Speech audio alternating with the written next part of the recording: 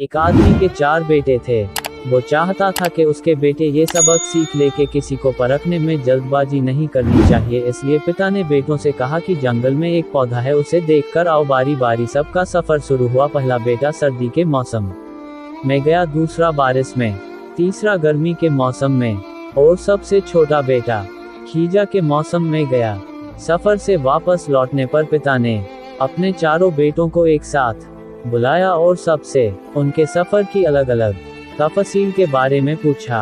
पहला बेटा, जो सर्दी के मौसम में उस दरख्त को देखने के लिए गया था, उसने कहा कि वो दरख्त बहुत बदसूरत, झुका हुआ और टेढ़ा सा था। दूसरे बेटे ने कहा, नहीं, वो दरख्त तो बहुत हरा भरा था, बड़े बड़े पत्तों से भरा हुआ था। तीसरे बेटे ने कहा, वो दरख्त तो फूलों से भरा हुआ था और उसकी महक दूर तक आ रही थी और इतना हसीन मंजर इससे पहले मैंने कभी नहीं देखा था।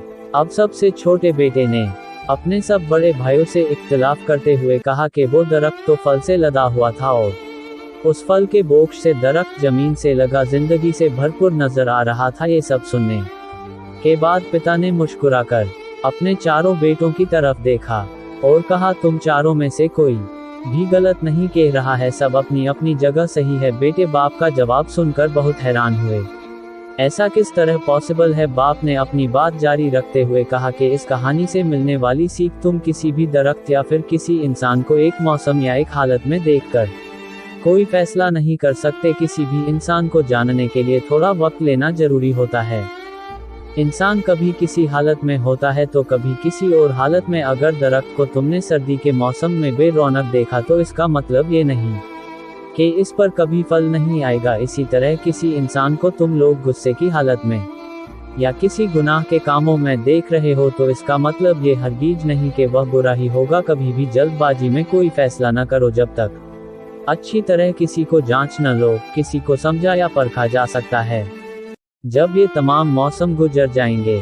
अगर तुम सर्दी के मौसम में ही अंदाजा लगाकर नतीजे पर पहुंच जाओगे तो गर्मी की हरियाली, बहार की खूबसूरती और भरपूर जिंदगी से खुशहाल होने से रह जाओगे। सिर्फ एक दो परेशानी के लिए अपनी जिंदगी की बाकी खुशियों को दांव पर मत लगाओ। जिंदगी के एक बुरे मौसम को बुनियाद बनाकर बाकी जिंदगी को मत परखो।